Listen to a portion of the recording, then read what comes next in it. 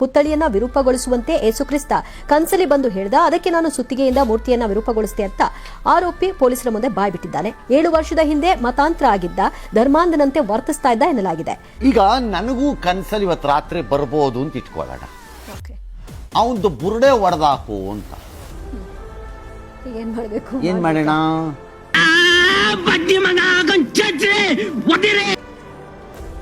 ಅಯ್ಯೋ, ಕಚಡ ತಗೊಂಬಂದು ಇಡಿಯಟ್ ಕನಸಲ್ಲಿ ಬಂತಂತೆ. ಕನಸಲ್ಲಿ ಕತ್ತರ್ಸಾಕ್ಬೇಕಿಂತ ಅವ್ರುಗಳನ್ನು.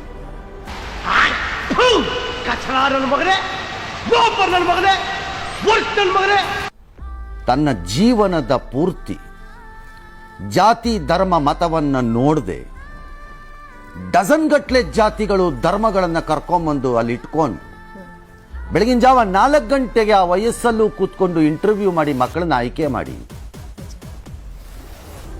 ಆ ವಯಸ್ಸಲ್ಲೂ ನಡ್ಕೊಂಡೋಗಿ ಟಾಯ್ಲೆಟ್ ಪರೀಕ್ಷೆ ಮಾಡ್ಕೊಂಡು ಮಾಡಿದ್ದ ವ್ಯಕ್ತಿಗೆ ನೀನು ಬಂದು ಯಾರೋ ಕನಸಲ್ಲಿ ಹೇಳಿದ್ರು ಬುರುಡೆ ಹೊಡೆದ ಇದು ಮಾಡ್ತೀನಿ ಅಂತೀಯ.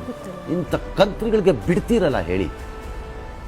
ನನಗೂ ಬರುತ್ತೆ ಕನಸಲ್ಲಿ ಬೆಳಗ್ಗೆ ಇವನು ಬುರುಡೆ ಹೊಡೆದಾಕ್ಬೇಕು ಅಂತ ಬರುತ್ತೆ. ಏನು ಮಾಡಲಿ ಆಗ?